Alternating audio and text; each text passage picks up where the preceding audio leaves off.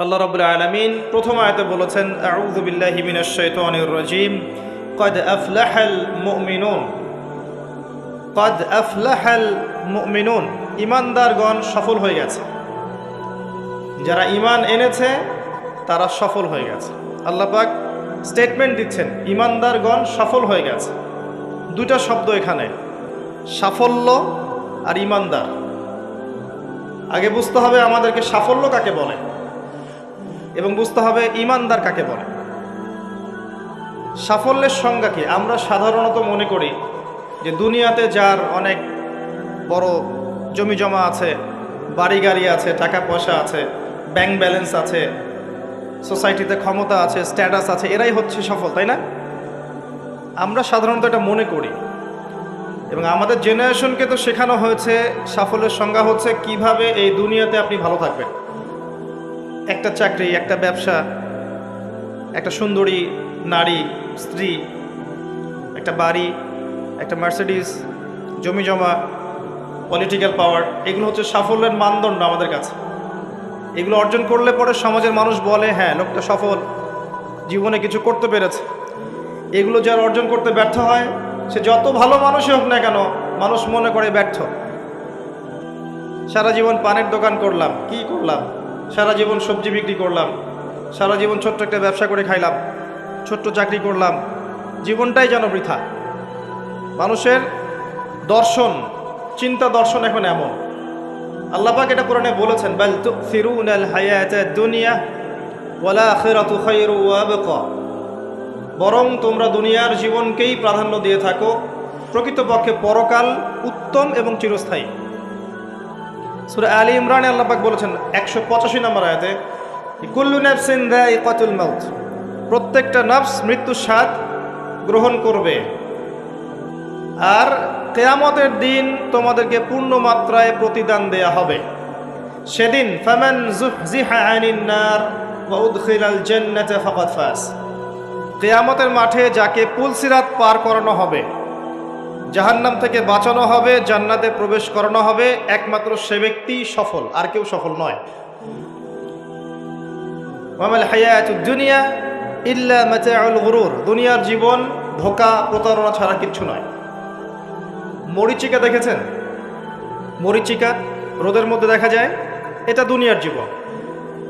আল্লাহ পাক এর সাথে তুলনা করেছেন। আরেকটা আয়াত আছে সূরা হাদীদের মধ্যে, ওই আয়াতের মধ্যে আল্লাহ পাক দুনিয়ার জীবনের একটা এক্সাম্পল দিয়েছেন, দৃষ্টান্ত দিয়েছেন। কেমন?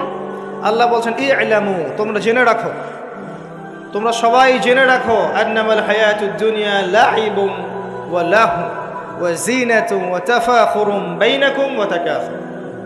তোমরা জেনে রাখো দুনিয়ার জীবনটা হচ্ছে খেলাধুলা। ছোট বাচ্চা যারা থাকে এরা খেলাধুলা ছাড়া কিছু বোঝে? ওদের কাছে দুনিয়াটা এমনই, খেলার মতো। খেলাধুলা করবো, এটাই দুনিয়ার জীবন ওদের কাছে মনে হয়। আর একটু বড় হলে বললাহ, দেখবেন কিশোর কিশোরীরা এখন দুনিয়ায় জীবনের কোনো উদ্দেশ্য নাই, সারাদিন এই বস্তুবাদিতা স্রোতে গা ভাসিয়ে দিয়েছে, ছেলে খেলায় সময় পার করছে। সারাদিন দেখবেন ফেসবুক, ইউটিউবিং, টিকটক, আড্ডাবাজি করা, লুডো খেলা, পাবজি, ফ্রি ফায়ার। ওদের কাছে লাহু মানে মজা, হাসি তামাশা। দুনিয়ার জীবন কি? ঠাট্টা, মজা, হাসি তামাশা। আর একটু বুঝ বেশি থাকলে ড্রাগ অ্যাডিক্টেড হবে, গার্লফ্রেন্ডকে নিয়ে ঘুরবে, পর্নোগ্রাফিতে আসক্ত হবে, জুয়া খেলবে, ক্যাসিনোতে যাবে। দুনিয়ার জীবন ওদের কাছে এমন। আরেকটু বড় হলে ওয়াজিনাতুম ওয়া তাফাখুরুম বাইনাকুম ওয়া তাকাসুর। আরেকটু বড় যখন হবে, ম্যাচুরিটি আসবে, তখন প্রতিযোগিতা, প্রাচুর্যের প্রতিযোগিতা, কে কত বেশি সম্পদ অর্জন করতে পারে, কার কত বেশি জমি আছে, কার কত সুন্দর স্ত্রী আছে, কার কত বড় চাকরি, কার কত বড় সম্পত্তি, কার কত বড় ক্ষমতা, জনবল কার কত বেশি। এই যে তাফাখুরুম বাইনাকুম ওয়া তাকাসুর। আল্লাহ পাক এটা সূরা তাকাসুরেও বলেছেন আলহাকুমুত তাকাসুর হাত্তা যুরতুমুল মাকাবির। তোমরা প্রাচুর্যের প্রতিযোগিতা তোমাদেরকে মোহাচ্ছন্ন করেছে যতক্ষণ না তোমরা কবরে শায়িত হচ্ছ। কাল্লা সাউফা তা'লামুন সুম্মা কাল্লা সাউফা তা'লামুন। কখনো নয়, শীঘ্রই তোমরা জানতে পারবে। আবারও বলছি, শীঘ্রই তোমরা জানতে পারবে। কাল্লা লাউ তা'লামুনা ইলমাল ইয়াকিন, তখন ইলমাল ইয়াকিনে জানবে। একটা জিনিস পড়ে জানার নাম ইলমাল ইয়াকিন নয়, অনুধাবন করবেন যখন, তখন আপনার কাছে ইলমাল ইয়াকিন হবে। যেমন আপনাকে যদি বলি যে গোলাপ ফুলের গন্ধ আর রজনীগন্ধার গন্ধের মধ্যে পার্থক্য লিখে বলেন, লিখিত আকারে পার্থক্য বলেন বা ভাষায় প্রকাশ করেন, পারবেন? কথা বুঝতে পারছেন? গোলাপ ফুলের গন্ধ এবং রজনীগন্ধার গন্ধের মধ্যে কি পার্থক্য আছে আমাকে লিখিত আকারে দেন বা ভাষায় প্রকাশ করেন, পারবেন? এটা সম্ভব? মধুর মিষ্টি কেমন আর এই যে আপনার গুড় এর মিষ্টি কেমন লিখিত আকারে বলুন বা ভাষায় প্রকাশ করুন, পারবেন? কিভাবে পারা যাবে? কিভাবে? যদি আপনি দুইটা ফুল কাছে নেন, নিয়ে দুটার ঘ্রাণ শোকেন, সুখে আপনি বুঝতে পারবেন, অনুধাবন করবেন। ইলমাল ইয়াকিন, এটা হচ্ছে ইলমাল ইয়াকিন। আপনার নিশ্চিত জ্ঞান হলো যে এই গন্ধটা এমন, এই গন্ধটা এমন। পরে আপনি বলবেন অমুকের গন্ধটা গোলাপের মতো আর অমুকের গন্ধটা রজনীগন্ধার মতো। এই যে ইলমাল ইয়াকিন, মধু খান আবার গুঁড়ো খান, স্বাদ যখন বুঝবেন আপনি বুঝে ফেলবেন যে কোনটা কিসের স্বাদ। এই চাক্ষুষ জ্ঞানটাকে বলা হয় কি? ইলমাল ইয়াকিন। কবরের আযাব না ভোগ করলে মানুষ বুঝবে না পরকাল কি জিনিস, ওইটা ইলমাল ইয়াকিন। আমি বুঝাতে পারছি? কবর যখন চাপ দিবে নাউযুবিল্লাহ, তখন মানুষের ইলমাল ইয়াকিন হবে যে এটাই সেই শাস্তি।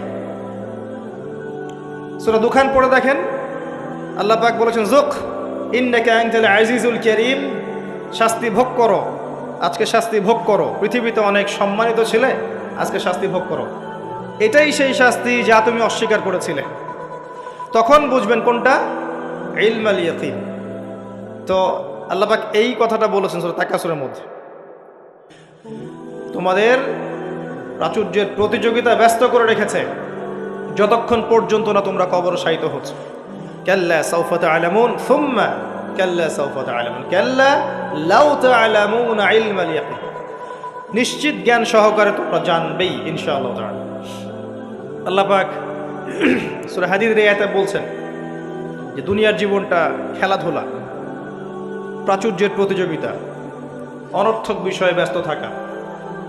ই'লামু আন্নামাল হায়াতুদ দুনিয়া লা'ibun ওয়া লাহু ওয়া যিনাতুন ওয়া তাফাখুরুন বাইনাকুম ওয়া তাকাথুরুন ফিল আমওয়ালি ওয়াল আওলাদ। এই প্রাচুর্যের প্রতিযোগিতা হচ্ছে সম্পদের ক্ষেত্রে, সন্তানদের ক্ষেত্রে। এটা করি না আমরা? আমার এত সন্তান, আমার এত সম্পদ। আল্লাহ এটাই বলছেন কামাসালি গায়যিন, এর এক্সাম্পলটা হচ্ছে এমন, কামাসালি গায়যিন আ'জাবাল কুফফারা নাবাত। দুনিয়ার জীবনের উদাহরণ হচ্ছে এমন একটা বৃষ্টির মতো, ভালো করে বোঝেন, একটা বৃষ্টির মতো যে বৃষ্টিটা একটা মৃত জমিনে পড়লো, জমিনটা মৃত ছিল, এরপর জমিনটা সজীব হলো, হওয়ার পরে সেখানে ফসল ফলল, ফসলটা এক পর্যায়ে সবুজ হলো। কি হলো? সবুজ, শস্য শ্যামল হয়ে গেল। এরপরে এই ফসলটা হলুদ বর্ণ ধারণ করল। হলুদ বর্ণ ধারণ করে না শেষে? এরপর চাষি এটাকে কেটে ফেলল। এই যে বৃষ্টি পড়লো, মৃত জমিন জীবিত হলো, এই যেখানে বীজ দেয়া হলো, ফসল ফললো, ফসলটা সবুজ হলো, তখন চাকচিক্যময় চারপাশ, শস্য শ্যামল, সুজলা সুফলা, না? খুব ভালো লাগছে। এরপরে আবার দেখবেন ওইটা পীতবর্ণ ধারণ করবে, হলুদ হয়ে যাবে, চাষি ওটাকে কেটে ফেলবে। সুম্মা ইয়াকুনু ফাতারাহু মুসফাররান সুম্মা ইয়াকুনু হুতামা। এরপর এই যে ফসলটা কেটে ফেললেন, এটার খড়কুটা পড়ে থাকলো না, এটা দিয়ে আপনি জাল দিবেন, আগুন জ্বালাবেন, তাই না? রান্নার কাজে ব্যবহার করবেন। এই হলো দুনিয়ার জীবন। ওয়া ফিল আখিরাতি আযাবুন শাদীদ, আর পরকালের জীবনে স্থায়ী, এখানে আছে কঠিন শাস্তি, অথবা ওয়া মাগফিরাতু মিনাল্লাহি ওয়া রিদওয়ান, অথবা থাকবে আল্লাহর মাগফিরাত মানে ক্ষমা এবং সন্তুষ্টি। ওই দুনিয়ার ওই ছোট্ট জীবনটাকে যারা আল্লাহর বিধান অনুযায়ী চালাতে পারবে, পরকালে ওদের শাস্তির কোনো ভয় নেই। লা খাউফুন আলাইহিম ওয়া লা হুম ইয়াহজানুন। এই জীবনটায় যারা তাকাসুর, ভোগবিলাস, লাহু, এগুলোতে ব্যস্ত থাকবে, এদের পরকাল হবে আযাবুন শাদীদ, কঠিন শাস্তি। ওয়া মাল হায়াতুদ দুনিয়া ইল্লা মাতাউল গুরুর। এই হলো সূরা হাদীদের আয়াত। দুনিয়ার জীবন প্রতারণা ছাড়া কিচ্ছু নয়। অতএব তোমাদের করণীয় কি? তার পরের আয়াতে বলা আছে ওয়াসাবিকু ইলা মাগফিরাতিম মির রাব্বিকুম ওয়া জান্নাহ। অতএব তোমরা দুনিয়ার জীবনকে প্রাধান্য না দিয়ে পরকালের দিকে ফোকাস করো, তোমার রবের পথের দিকে ফোকাস করো। ছুটে চলো, তোমরা ছুটে চলো সেই জান্নাতের দিকে যার প্রশস্ততা আসমান এবং জমিনের সমান। ওয়াসাবিকু ইলা মাগফিরাতিম মির রাব্বিকুম ওয়া জান্নাহ আরদুহা কাআরদিস সামাই ওয়াল আরদ উইদ্দাত লিল্লাযিনা আমানু বিল্লাহি ওয়া রাসূলিহি। এটা প্রস্তুত করা হয়েছে কাদের জন্যে? যারা ঈমান এনেছে এবং তদনুযায়ী কি করেছে? আমল করেছে। আল্লাহর প্রতি ঈমান এনেছে রাসূলগণের প্রতি ঈমান এনেছে, তদনুযায়ী আমল করেছে, এই মুমিনদের জন্য জান্নাত প্রস্তুত করা আছে। আল্লাহ পাক এই সূরায় বলছেন কদ আফলাহাল মুমিন। কথা বুঝতে পারছেন এবার? সফল কারা হয়েছে? এই মুমিনরা। আর আফলাহার সংজ্ঞা আল্লাহ পাক দিয়ে দিলেন ফামান যুহজিহা আনিন নার ওয়া উদখিলাল জান্নাহ ফাকাদ ফাজ। পরকালে যে জান্নাতে যাবে, জাহান্নাম থেকে বাঁচবে, একমাত্র সেই ব্যক্তি সফল, আর কেউ সফল নয়। এখন কদ আফলাহাল মুমিনুন আয়াতের মধ্যে সাফল্যের সংজ্ঞা আপনি শিখে ফেললেন। দুনিয়ার জীবনের সাফল্য চিরস্থায়ী নয়, পরকালের সাফল্য চিরস্থায়ী। দুনিয়ার সবচেয়ে আরামে আয়েশে থাকা ব্যক্তিকে আল্লাহ পাক 1 সেকেন্ডের জন্য জাহান্নামে প্রবেশ করাবেন। হাদিস এসেছে দুনিয়াতে আল্লাহ পাক যাকে সবচেয়ে বেশি নিয়ামত দিয়েছেন, one kind of Bill Gates. কথা বুঝতে পারছেন? ইমানদার ছিল না, কাফের ছিল, প্রচুর ধন সম্পদ আল্লাহ পাক দিয়েছেন। আল্লাহ পাক তাকে 1 মুহূর্তের জন্য জাহান্নামে ঢোকাবেন কিয়ামতের মাঠে, ঢুকিয়ে বের করবেন। বের করে বলবেন দুনিয়াতে সুখে ছিলে? দুনিয়াতে কি সুখে ছিলে তুমি? তখন সেই ব্যক্তি বলবে সুখ কি জিনিস আমি জানি না, সুখ শান্তি কি জিনিস আমি জানি না। 1 সেকেন্ডে। এরপরে পৃথিবীতে সবচেয়ে কষ্টে যে ব্যক্তি ছিল, ধরে নেন আজকে সিরিয়ার মাজলুমদের মতো কেউ, বা প্যালেস্টাইনের মাজলুমদের মতো কেউ, বা আপনাদের এখানেও অনেক মাজলুম আছেন। পৃথিবীর বিভিন্ন জায়গায় এখন মাজলুমদের সংখ্যাই বেশি। যাই হোক, তাকে ঢোকানো হবে জান্নাতে 1 সেকেন্ডের জন্য, 1 মুহূর্তের জন্য, ঢুকিয়ে আবার বের করা। আল্লাহর 1 মুহূর্ত আবার আমাদের মতো নয়। ওই 1 মুহূর্তেই সে অনন্তকালের স্বাদ পেয়ে যাবে। আল্লাহ পাকের 1 মুহূর্ত, তাতে অনন্তকালের স্বাদ সে পেয়ে যাবে ইনশাআল্লাহ। এবার বের করবেন। দুনিয়াতে কষ্টে ছিলে? দুনিয়াতে কখনো কষ্টে ছিলে? এই ব্যক্তি বলবে কষ্ট কি জিনিস আমি তো জানি না, কষ্ট কি জিনিস আমি তো জানি না। অর্থাৎ এই হাদিস থেকে বুঝতে পারছি দুনিয়াতে আমরা যে যত ভালোই থাকি না কেন, পরকালে যদি সফল হতে না পারি দুনিয়ার জীবন বৃথা। ওই যে বাবু তোমার তো 16 আনাই বৃথা, একটা কবিতা আছে না, পড়েছিলেন? এখন তো এগুলা বই থেকে উঠিয়ে দেওয়া হচ্ছে মোটামুটি। ওমর ফারুক একটা কবিতা ছিল, পড়েছেন? এখন আমরা পড়েছিলাম, এখন এগুলো নাই। আস্তে আস্তে আস্তে আস্তে টেকনিক্যালি ভ্যানিশ হয়ে যাচ্ছে, মানে হাওয়ায় মিলে যাচ্ছে। সুবহানাল্লাহ। এই বিশ্বে কোনো কিছুই এমনি এমনি হচ্ছে না। এই বিশ্বে যা কিছু হচ্ছে এর পিছনে কোনো না কোনো কারণ থাকে। কারণটা ফাইন্ড আউট করতে হলে আপনাকে খিজির হতে হবে। কি হতে হবে? তাকে পাবেন কোথায়? কোথায় পাবেন? মাজমাউল বাহরাইন, 2 সাগরের মিলনস্থলে পাবেন। সূরা কাহফ, নবী মুসা আলাইহিস সালাম এবং খিজির আলাইহিস সালামের গল্প পড়েন, ঘটনাটা পড়েন। এখানে আপনি দেখবেন খিজির আলাইহিস সালামকে আল্লাহ পাক বাহ্যিক জ্ঞানের সাথে সাথে আধ্যাত্মিক জ্ঞান দিয়েছিলেন। যখন বাহ্যিক এবং আধ্যাত্মিক জ্ঞান একত্রিত হবে, মাজমাউল বাহরাইন, 2 সাগর মিলে যাবে, তখন আপনি নূর লাভ করবেন, বসিরা লাভ করবেন, অন্তর্দৃষ্টি লাভ করবেন। তখন আপনি চারপাশের বিষয়গুলো গভীরভাবে বুঝতে পারবেন ইনশাআল্লাহ। শুধু বাহ্যিক চোখ দিয়ে দেখলে প্রশ্ন করবেন নৌকা কেন ফোটা করলেন, বাচ্চাকে কেন হত্যা করলেন, আর এই দেয়াল কেন নির্মাণ করলেন।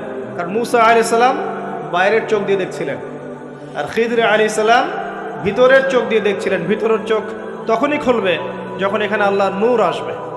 আর নূর পাবেন সূরা নূরের মধ্যে, বলে দিলাম। নূর কোথায় পাবেন? সূরা নূরের মধ্যে। আরও কিছু কাজ আছে নূর পাওয়ার, তার মধ্যে অন্যতম একটা হচ্ছে মনের মধ্য থেকে যাবতীয় হিংসা, গীবত, বিদ্বেষ, তোহমত, এই যে সমালোচনার অপসংস্কৃতি আর অহংকার, রিয়া দূর করে ফেলতে হবে। আর এগুলো চাইলেই দূর করা সম্ভব নয়, এগুলো চাইলেই দূর করা সম্ভব নয়। যাদের মনের মধ্যে এগুলো নাই তাদের সাথে ঘোরাফেরা করতে হয়। হ্যাঁ, যাদের মনের মধ্যে এগুলো নাই তাদের সাথে ঘোরাফেরা করলে, তাদের সাথে ওঠা বসা করলে, তাদের বইপত্র পড়লে, তাদের লেকচারগুলো শুনলে, তখন আপনার মধ্যে একটা তাসির হয়। শুধু দূর থেকে কথা শুনে বই পড়ে কিন্তু সব অর্জন হয় না। যদি তাই হতো তাহলে একটা কিতাব ধরিয়ে দিয়েই আল্লাহ পাক ক্ষান্ত হয়ে যেতেন। কিতাব নাজিল করেছে, পড়ে নাও বাসায় গিয়ে। নবী সাল্লাল্লাহু আলাইহি সাল্লাম যে সূরাগুলো নাজিল হয়েছে বলতেন বাসায় গিয়ে পড়ে নাও, বাস হয়ে যাবে। ব্যাপারটা কেমন ছিল? তিনি নিজে আমল করেছেন, সাহাবীদেরকে আমল করে দেখিয়েছেন, সাহাবায়ে কেরাম তার সংস্পর্শে থেকে ইসলাম শিখেছেন। এখন ডিফিকাল্ট সিচুয়েশন, আপনি যাবেন কোথায়, কার সংস্পর্শে যাবেন? অনেক ক্ষেত্রে এমনও দেখা যাবে যারা ইসলামের ধারক আর বাহক, তাদের ভিতরে ইসলাম নাই। বাহ্যিকভাবে মনে হবে ইসলামের ধারক বাহক, ভিতরে নিজেরই ইসলাম নাই। তো খুব ডিফিকাল্ট। এই জন্য আল্লাহর কাছে দোয়া করতে হবে, আল্লাহ আমাদেরকে উপযুক্ত আলেম, উপযুক্ত ওলামায়ে কেরাম, উপযুক্ত ওস্তাদ, উপযুক্ত মাশায়েখ এগুলো দান করেন। তারপরে আল্লাহ পাক ইনশাল্লাহ দান করবেন ইনশাআল্লাহ আযজা ওয়া জাল। যাই হোক, পয়েন্ট একটা শিখলাম, দুনিয়ার জীবন চূড়ান্ত না। দুনিয়ার জীবনের সবচেয়ে সুখী ব্যক্তিও জাহান্নামে গেলে বলবে সুখ কি জিনিস আমি জানি নাই। আর দুনিয়ার সবচেয়ে কষ্টে থাকা ব্যক্তি জান্নাতে গেলে বলবে দুঃখ কি জিনিস আমি জানি না। মানুষ দোয়া করলে কয়েকটা জিনিস হয়। মানুষ দোয়া করলে রিজিক যদি হালাল হয়, আকীদায় যদি শিরিক না থাকে, আমলে যদি বেদাত না থাকে, দোয়া করলে দোয়া কবুল হয়ে যাবে ইনশাআল্লাহ। দোয়া করলে দোয়া ডাইরেক্ট কবুল হয়, অথবা আল্লাহ পাক এই দোয়ার বিনিময়ে তার ভবিষ্যতের কিছু বিপদ আপদ ছড়িয়ে দেন। মনে করেন আপনি দোয়া করেছেন, অনেক দোয়া করেছেন, ইনস্ট্যান্ট আপনি রেজাল্ট পান নাই, আপনি জানেনই না এই দোয়ার বদৌলতে আপনার আগামীর বিপদ আল্লাহ কাটিয়ে দিয়েছে। এটা আল্লাহ জানেন, আপনি জানেন। অথবা কি হতে পারে, অথবা কিয়ামতের মাঠে এই বিনিময় দেওয়ার জন্য আল্লাহ পাক প্রতিদান রেখে দিবেন নিজের কাছে। এবং আমরা অনেকেই কিয়ামতের মাঠে উঠব, উঠে আল্লাহ পাক আমাদেরকে দেখাবেন, আমল নামা দেখাবেন এবং বলবেন অমুক দিন তুমি এই দোয়া করেছিলে, আমি এই দোয়াটা ওই সময় দেইনি, তোমার জন্য জমা রেখেছি, আজকে সেই দোয়ার বিনিময় তোমাকে দান করব। ওই দিন মানুষ বলবে, আমরা বলবো যে কাশ দুনিয়াতে আমার কোনো দোয়াই যদি কবুল না হতো। কথা বুঝতে পারছেন? দুনিয়াতে যদি আমার কোনো দোয়াই কবুল না হতো, আজকে সব প্রতিদান পেতাম। একজন অসুস্থ ব্যক্তি যার দুনিয়াতে প্রচুর রোগ ছিল, কিয়ামতের মাঠে যখন দেখবে যে এগুলোর প্রতিদান কত হাজার হাজার নেকি সে পাচ্ছে, তখন সে বলবে দুনিয়ার পুরো জীবনটাই যদি অসুস্থ থাকতাম কতই না ভালো। আমি বুঝাতে যাচ্ছি, এরকম অনেক হাদিস আছে, বলতে গেলে রাত শেষ হয়ে যাবে, যে দুনিয়ার জীবনটার মূল্য আল্লাহর কাছে খুব বেশি নয়, একটা মাছির পাখার সমানও নয়। যদি হতো তাহলে কোনো কাফের মুশরিককে আল্লাহ পাক এক ঢোক পানি খেতে দিতেন না। আর আজকে আমাদের চিন্তা চেতনা সমস্ত বিষয় দুনিয়া কেন্দ্রিক। আমাদের পড়াশোনার উদ্দেশ্য দুনিয়া, ব্যবসার উদ্দেশ্য দুনিয়া, চাকরির উদ্দেশ্য দুনিয়া, আমাদের সামাজিক কাজগুলোর উদ্দেশ্য দুনিয়া, সব কিছুই দুনিয়া কেন্দ্রিক। আর আমরা সবাই মনে করছি দুনিয়াই দুনিয়া, এরপরে আর কিছু নাই। মনে রাখবেন, যে ব্যক্তি দুনিয়ার জন্য দুনিয়া করে, শুধু দুনিয়ার জন্যই দুনিয়া করে, সে দুনিয়া পরকাল দুটোই হারাবে। আর যে ব্যক্তি পরকালের জন্য দুনিয়া করবে, সে ইহকাল পরকাল দুটোই পাবে ইনশাআল্লাহ। কথা বুঝতে পারছেন?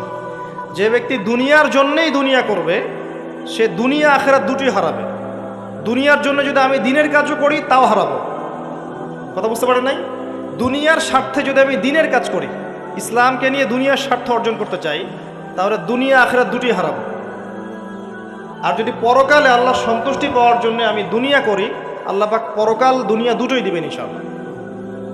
আল্লাহ পাক আমাদেরকে বোঝার তৌফিক দান করুন, আমিন। আশা করি আমরা সাফল্যের সংজ্ঞাটা বুঝতে পেরেছি। কারা সফল হবে? মুমিনরা। এবার আসেন, মুমিন কারা? সহজ কথায় বলছি, যারা 6টা বিষয় বিশ্বাস করে। কয়টা? 6টা পিলারে যারা বিশ্বাস করে। 1 নাম্বার, মুহাম্মদ সাল্লাল্লাহু আলাইহি ওয়াসাল্লামকে জিজ্ঞেস করা হয়েছিল না, ইয়া মুহাম্মদ সাল্লাল্লাহু আলাইহি ওয়াসাল্লাম আখবিরনি আনিল ঈমান, আমাকে ঈমান সম্পর্কে বলুন। মনে আছে হাদিসটা? হাদিসে জিবরিল, মিশকাতের 2 নম্বর হাদিস মেবি, জি। আর মুসলিম শরীফের 9 নম্বর হাদিস।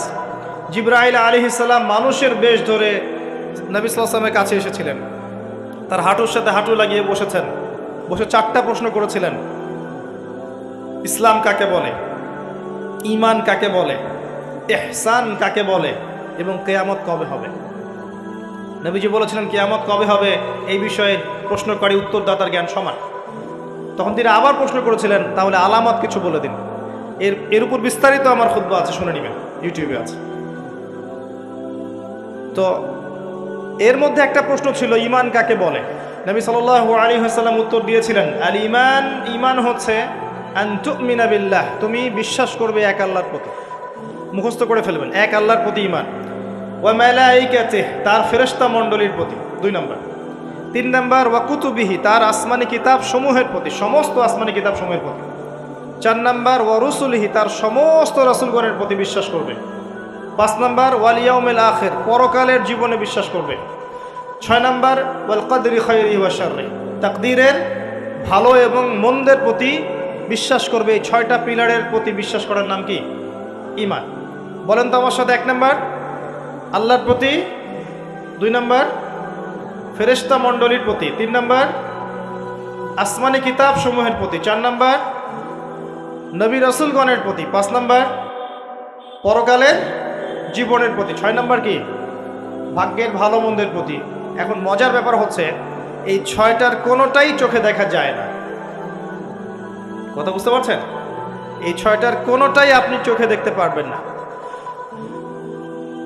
আল্লাহ দেখেছেন, মালায়েকা ফেরেশতা দেখেছেন, আসমানি কিতাব সমূহ, আগের আসমানি কিতাবগুলো দেখেছেন। আমি তো বারবার একটা কথা বলি লেকচারে, যে অনেক মুসলিম তো কোরআনও দেখেনি। এমন মুসলিম নাই? আছে, অবশ্যই আছে, দিন দিন ওদের সংখ্যা বাড়ছে। হ্যাঁ, কেমব্রিজ, অক্সফোর্ড, হার্ভার্ড থেকে পড়ে আসছে, কোরআন দেখেনি।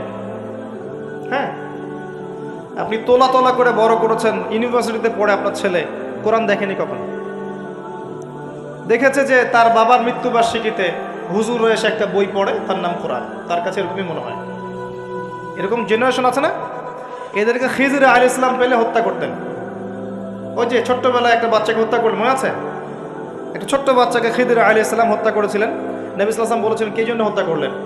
একটা অপরাধ করলেন আপনি। খিজির আলাইহিস সালাম বলেছিলেন, এই বাচ্চা যদি বড় হতো তাহলে বিশাল কাফের হতো এবং নিজে কুফরি করতো, পিতামাতাকে কাফের বানিয়ে ছাড়তো। এই হলো সেই জেনারেশন যেটাকে আমরা বড় করছি এখন। বিশ্বাস করেন এটাই সেই জেনারেশন। আর সূরা কাহফ কিন্তু শেষ জামানার সূরা। এই সূরা আপনাকে দাজ্জাল থেকে বাঁচাবে। দাজ্জাল আগমনের সময় বিশ্বের কি অবস্থা হবে এটা ওই সূরার মধ্যেই দেয়া আছে।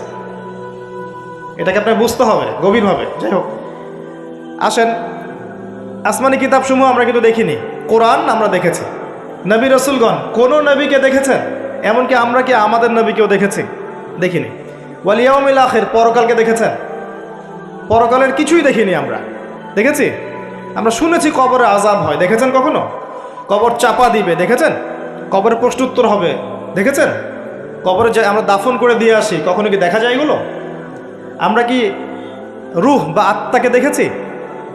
দেখেছি? এরকম পরকালের প্রতিটা স্তর, কিয়ামতের মাঠ, মিজান, পুলসিরাত, জান্নাত, জাহান্নাম, আমলনামা দেখেছি? দেখি নাই। আমাদের কাদের ফেরেশতা দেখেছি? কিছু দেখি নাই। এই যে 6টা পিলার ঈমানের, সব কিন্তু গায়েব, অদৃশ্য বিশ্বাস। এটাই সেই আয়াতের ব্যাখ্যা। আল্লাহ পাক বলেছেন, আলিফ লাম মিম যালিকাল কিতাব লা রাইবা ফিহি হুদাল লিল মুত্তাকিন, এই বইটা মুত্তাকিদের জন্য হেদায়েত, যে বই কোনো সন্দেহ নাই, যে কিতাবে কোনো সন্দেহ নাই। এই মুত্তাকি কারা? আল্লাযীনা ইউমিনুনা বিল গায়বি, যারা কিনা প্রথমত এই গায়েবের প্রতি ঈমান আনে। এই হলো গায়েবের 6টা পিলার। এখন সবচেয়ে মজার কথা হচ্ছে যে এখনকার শিক্ষা এবং জ্ঞান দর্শন হচ্ছে এমন যে পরীক্ষা নিরীক্ষা, বিজ্ঞান, যুক্তি আর দর্শন দিয়ে কোনো কিছুকে যদি প্রমাণ না করতে পারেন তাহলে তার অস্তিত্ব নেই। এটা আমাদেরকে শেখানো হয়। পশ্চিমারা এটা শিখিয়েছে। পশ্চিমারা এটা শিখিয়েছে যে পরীক্ষা নিরীক্ষা, পর্যবেক্ষণ, যুক্তি, দর্শন, বিজ্ঞান, এগুলো দিয়ে যদি আপনি প্রমাণ করতে না পারেন কোনো কিছুকে, তাহলে এগুলোর কোনো অস্তিত্ব নেই। এজন্যই তারা ঈমানের 6 পিলারের কোনোটাতেই বিশ্বাস করে না। কথা কি বুঝতে পারছেন? আল্লাহকে তো আপনি ল্যাবে প্রমাণ করতে পারবেন না, পারবেন? আর আল্লাহ যদি সামনে থাকতেন তাহলে কি ফেরাউনও তাকে সেজদা করতো না? করতো না? তাহলে কি দুনিয়ার জীবনটা কোনো পরীক্ষা হতো? হতো না। যাই হোক, এই যে মালায়েকা, আপনি কি ল্যাবে প্রমাণ করতে পারবেন? পারবেন? পারবেন না। রূহ বা আত্মাকে প্রমাণ করতে পারবেন? স্বপ্নের ব্যাখ্যা দিতে পারবেন? ঘুম, মানুষ যে ঘুমায়, ঘুমের মধ্যে হাসে এবং কাঁদে, আছে না? ঘুমের মধ্যে ভয় পায়, ব্যাখ্যা করতে পারবেন? পারবেন না। এই যে পরকালের জীবনের, কবরের আযাব, জান্নাত, জাহান্নাম, মিজান, পুলসিরাত, একটাকেও কি ব্যাখ্যা করা যাবে? ল্যাবরেটরিতে প্রমাণ করা যাবে? ওদের দর্শন হচ্ছে, এটাকে বলে এপিস্টিমোলজি বা জ্ঞান তত্ত্ব। ওদের জ্ঞান তত্ত্ব হচ্ছে যে যেহেতু এগুলোকে আমরা প্রমাণ করতে পারছি না, অতএব এগুলোর কোনো অস্তিত্ব নাই, চাক্ষুষ যা দেখব তাই সত্য। এটা ওই যে মূসা আলাইহিস সালামকে বলেছিল তার কওম, লান নুমিনা লাকা হাত্তা নারাল্লাহা জাহরা, আমরা বিশ্বাস করব না তোমার কথা হে মূসা, যতক্ষণ আল্লাহকে হাজির করছো আমাদের সামনে, দেখব তারপর বিশ্বাস করব। এই জ্ঞান তত্ত্ব দিয়েই সারা বিশ্বের শিক্ষা দর্শন চলছে। এ কারণেই বলি আমি যে শিক্ষার মধ্যে শিরক আছে। কি আছে? শিক্ষা দর্শনের মধ্যে শিরক আছে। কিন্তু এই চিন্তা চেতনা লালন করে কেউ জ্ঞান অর্জন করে, তার এই পুরো জ্ঞান অর্জনটাই বৃথা। এই জ্ঞানের দিয়ে সে দুনিয়া পাবে, পরকাল পাবে না। তো ইমানের 6 পিলার প্রত্যেকটাই কি? গায়েবে বিশ্বাস। এগুলো বিশ্বাস করতে হবে, এটাই দুনিয়ার জীবনের পরীক্ষা। মনে রাখবেন, এগুলোর প্রতিটার পিছনেই বিজ্ঞান আছে, যুক্তি দর্শন আছে, কিন্তু আমাদেরকে সেই ক্যাপাবিলিটি অফ থিঙ্কিং দেয়া হয় নাই। আমাদেরকে ওই মাথার মধ্যে ওই চিন্তা শক্তি দেয়া হয়নি যে আপনি মালাইকা ব্যাখ্যা করতে পারবেন। যখন মৌতের আলামত শুরু হবে, মানুষের চোখ লোহার মতো তীক্ষ্ণ হয়ে যাবে। আছে না সূরা কফের মধ্যে, ফাকাশাফনা আনকা গিতাআক ফাবাসারুকা ইয়াওমা হাদিদ, এই যে তোমার চোখ আজকে লোহার মতো তীক্ষ্ণ হয়ে গেছে, পরকালকে দেখতে পারবে সে। মৃত্যুর সময় দেখবেন মানুষ চোখ খুলে তাকিয়ে থাকে, তাকিয়ে থাকে না, চোখ বন্ধ করে দেয়া হয়। তার রুহটা যে মালাইকা নিয়ে চলে গেছেন সে দেখতে থাকে, রুহটাকে ফলো করতে থাকে।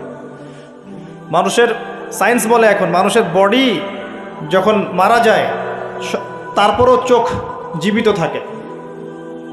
চোখের মধ্যে চোখ সবচেয়ে শেষে নষ্ট হয়। চোখের এই যে ইন্দ্রিয়ের ক্ষমতাটা, এটা প্রথম মানে ডেড বডি মারা যাওয়ার সাথে সাথেই শেষ হয়ে যায় না, চোখের এই ক্ষমতাটা বাকি থাকে। দেখবেন চোখ তাকিয়ে আছে। যদি ভালো মানুষ হয়, একটা জান্নাত থেকে সিঁড়ি নামিয়ে দেওয়া হয় এবং সিঁড়িতে করে তার আত্মা চলে যাবে ইল্লিনে ইনশাআল্লাহ। আর খারাপ হলে কোথায় যাবে? সিজ্জিন। এটা বারজাখের জীবন, এখানে আযাব দেয়া হচ্ছে। মেরাজের রাতে নবী সাল্লাল্লাহু আলাইহি ওয়াসাল্লাম দেখে আসছেন না? সুদখোরের শাস্তি রক্তের নদীতে ফেলে মাথা ফাটিয়ে দেওয়া হচ্ছে। জেনাকারের শাস্তি, সামনে ভালো গোশত আছে, এদিকে খারাপ গোশত আছে, পচা গোশত খাচ্ছে। গীবত করে শাস্তি দেখেছেন, এতিমের মাল আত্মসাৎকারী এরকম করে আগুনের দলা খাচ্ছে, বায়ুপথ দিয়ে আগুন বের হয়ে যাচ্ছে। অনেক শাস্তি দেখে এসেছেন। এক শ্রেণীর বক্তার শাস্তিও দেখেছেন, নাউযুবিল্লাহ। আল্লাহ পাক হেফাজত করুন আমাদেরকে। আগুনের কেচি দিয়ে জিহ্বা কেটে দেয়া হচ্ছে, আগুনের কেচি দিয়ে জিহ্বা কেটে দেয়া হচ্ছে। সেটা হচ্ছে বলতো, কাজের বেলা কিছু ছিল না, এবং শরীয়তের মূল বিষয়কে বিকৃত করে ফেলতো এই শাস্তি। যাই হোক, তো এই 6 পিলারে কি করতে হবে? এই 6 পিলার 3টা কাজ করতে হবে। একটা হচ্ছে এই 6টা পিলারে আপনাকে প্রথমে আমাকে মনে বিশ্বাস করতে হবে, এটা 1 নাম্বার। তাসদিক বিল জিনান, ইকরার বিল লিসান। এরপর আপনাকে মৌখিক স্বীকৃতি প্রদান করতে হবে। এরপর আমালু বিল আরকান, কাজে বাস্তবায়ন করতে হবে। আর ঈমান কিন্তু ইয়াজিদু ফিত তাআহ, আল্লাহর আনুগত্যে ঈমান বৃদ্ধি পায়। ওয়া ইয়ানকুসু ফিল মাসিয়া, এবং আল্লাহর অবাধ্যতা করলে ঈমান কিন্তু কমে যায়। ঈমান বাড়ে, ঈমান কমে। ঈমানের 6টা পিলারকে আবার 3টা কাজ করতে হবে: মনে বিশ্বাস, মুখে স্বীকৃতি, কাজে বাস্তবায়ন। কাজে বাস্তবায়ন করতে গেলে আপনি অনেক সময় ভুল করে ফেলতে পারেন, গুনাহ করে ফেলতে পারেন। গুনাহ করে ফেললেই, কবিরা গুনাহ করলেও কেউ কাফের হয়ে যাবে না, সে বড়জোর ফাসেক জালেম হতে পারে। তার তওবার দরজা কি থাকবে? খোলা থাকবে। তওবা করে সে ফিরে আসতে পারে। মৌতের আগ পর্যন্ত ওর তওবার দরজা খোলা আছে। আল্লাহ পাক চাইলে তাকে তওবা নসিব করতে পারেন। এই জন্য কেউ কবিরা গুনাহ করলেই তাকে কাফের মনে করার কোনো সুযোগ নেই। যারা ইসলামের নামে জঙ্গিবাদ ছড়িয়েছে তারা এই আকীদায় বিশ্বাস করে যে কেউ যদি কবিরা গুনাহ করে তাহলে কাফের হয়ে যাবে। কথা বুঝতে পারছেন? এটা খারেজি আকীদা বলে। কি আকীদা? খারেজি আকীদা। এরা বিশ্বাস করে কেউ কবিরা গুনাহ করলেই কাফের হয়ে যায়, অতএব ওকে মারা হালাল, ওর রক্ত হালাল, ওর সম্পদ হালাল। এই কারণে দেখবেন মুসলিম কান্ট্রিগুলোর মধ্যে এই যে মুসলিম থেকে হত্যা করা হচ্ছে, হত্যা মুসলিম থেকে করা হচ্ছে, নাম দেওয়া হচ্ছে জিহাদ। এটা আমেরিকার এবং ইসরায়েলের এজেন্ডা ছিল, এর বেশি কিছু না। খুব সতর্ক, যুব সমাজ খুব সতর্ক থাকবেন। মানে কিছু মানুষের গরম গরম লেকচারে পথভ্রষ্ট হয়ে যায় না, এত সহজেই একজন মুসলিম কাফের হয়ে যায় না। কবিরা গুনাহ করলেই কোনো মুসলিম ব্যক্তি কাফের হয়ে যায় না, সে বড়জোর ফাসেক জালেম হতে পারবে। তার তওবার দরজা বন্ধ হয়ে যায় না, বরং খোলা থাকবে। মৌত পর্যন্ত সময় আছে তার তওবা করে ফিরে আসে। খুব সাবধান। এই জায়গায় সেই সমস্যা যেটা আপনারা ধরতে পারবেন না। এটা এই সমস্যাগুলো পলিটিশিয়ান ধরতে পারবে না, কিন্তু এটা হচ্ছে জ্ঞানতাত্ত্বিক সমস্যা, ধর্মতাত্ত্বিক সমস্যা। এখানে এই ব্যাখ্যা দিয়ে যুবকদের মাথা ওয়াশ করা হয়েছে। খুব সাবধান। এখানে আল্লাহ পাক বলছেন কদ আফলাহাল মুমিনুন, এইভাবে যারা ঈমান নিয়ে আসবে তারা সফল। তাহলে ঈমানের বিষয়টা আমরা বুঝলাম যে আমরা শৈথিল্যবাদীও হব না, চরমপন্থীও হব না। আমরা ঈমানের 6 পিলারে বিশ্বাস করব, মৌখিক স্বীকৃতি দিব, মনে বিশ্বাস করব, কাজে বাস্তবায়ন করব। কাজ করতে গিয়ে যদি ভুল ত্রুটি হয়ে যায়, কবিরা গুনাহ হয়ে যায়, তওবা করে ফিরে আসার সুযোগ আছে। কবিরা গুনাহ করলেই কেউ কাফের হয়ে যায় না, বরং সে বড়জোর ফাসেক জালেম হতে পারে। তার তওবার রাস্তা খোলা আছে, তাকে হত্যা করা আমার জন্য বৈধ নয়। সিম্পল। এইভাবে যারা ঈমান আনবে তাদেরকে বলা হচ্ছে আফলাহাল মুমিনুন, তারা সফল হয়ে গেছে।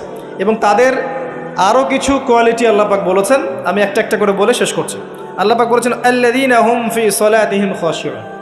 এভাবে ঈমান আনার পর তাদের প্রথম কাজ, তারা নামাজের মধ্যে খুশু খুজুর সাথে নামাজ পড়ে, যেটা এখনকার ডিজিটাল নামাজ আপনি পাবেন না। খুশু খুজুর সাথে নামাজের কয়েকটা শর্ত: ওয়াক্ত ঠিক থাকতে হবে, নামাজের পদ্ধতি ঠিক থাকতে হবে, নামাজের ধীর স্থিরতা বজায় থাকতে হবে, নামাজে আপনি কি পড়ছেন কি বলছেন এটা বোঝার চেষ্টা করতে হবে। এই জন্য আমি কিছু টিপস আপনাদেরকে এর আগেও দিয়েছি, আবার বলছি, এটা আমি ব্যক্তিগতভাবে উপলব্ধি করেছি যে নামাজের মধ্যে যদি আপনি প্রতিদিন প্রতি ওয়াক্তে একই সূরা পড়তে থাকেন, মনোযোগ কমে যাবে। আপনি এক ওয়াক্ত নামাজে এক সূরা পড়েন, ভেরিয়েশন রাখেন, আপনি নামাজে মনোযোগ পাবেন বেশি। এটা একটা টিপস। একটা টিপস হচ্ছে নামাজে যা পড়ছেন আল্লাহু আকবার থেকে আসসালামু আলাইকুম রাহমাতুল্লাহ পর্যন্ত প্রতিটা শব্দের অর্থটা জানার চেষ্টা করুন এবং ওই অর্থের দিকে মনোযোগ দেন। আপনার নামাজে মনোযোগ এদিক ওদিকে যাবে না ইনশাআল্লাহ। নামাজ যে ইমাম পড়াবে তাকে স্বাধীনতা দেন, ধীর স্থিরভাবে ওকে নামাজ পড়াতে বলেন এবং যিনি ইমামতি করবেন তার তেলাওয়াতটাকে অত্যন্ত সুললিত করার চেষ্টা করেন। সুন্দর তেলাওয়াত শুনলে মনোযোগ বেড়ে যায়। খেয়াল করে দেখবেন, তারাবির নামাজে সুন্দর তেলাওয়াত থাকলে দেখবেন মনোযোগ এদিক ওদিক যাচ্ছে না। এবং দুনিয়াবি কাজগুলোকে ফারেক হয়ে নামাজ পড়তে আসেন, মাথায় 10টা কাজ নিয়ে নামাজ পড়তে আসবেন, রিল্যাক্সে নামাজ পড়েন এবং নামাজের সময় আশপাশের শব্দ যেন না হয় খেয়াল রাখেন। বাসায় বলে দিবেন নামাজের সময় আমাকে ডিস্টার্ব করবেন। নামাজের সময় ফোন আসলে আমাকে নক করার দরকার নাই, নামাজের সময় গেট নক করবে না। মানে নামাজটাকে আপনি সর্বোচ্চ গুরুত্ব দেন। কারণ কি, এটা পড়ার জন্যই তো পৃথিবীতে এসেছি। ওয়ামা খালাকতুল জিন্না ওয়াল ইনসা ইল্লা লিয়াবুদুন। দুনিয়াতে আসছি কেন ভাই? আল্লাহর ইবাদত করতেই তো। এখানে এত তাড়াহুড়োর কি আছে? এরপর আল্লাহ পাক তো সহজ করে দিয়েছেন। আপনি মুসাফির হলে কসর করতে পারবেন না? মুসাফির হলে কসর করতে পারবেন। আল্লাহ পাক নামাজের যে আহকাম আরকানগুলো দিয়েছেন, এগুলোর মধ্যে নামাজের ফরজ ওয়াজিব সুন্নত মুস্তাহাব যেগুলো আছে, ঠিকঠাক করে নামাজ পড়লে নামাজটা খুশু খুজুর সাথে হবে ইনশাআল্লাহ। আল্লাহ পাক আমাদের সবাইকে খুশু খুজুর সাথে 5 ওয়াক্ত নামাজি বানিয়ে দিন। আল্লাহুম্মা আমিন।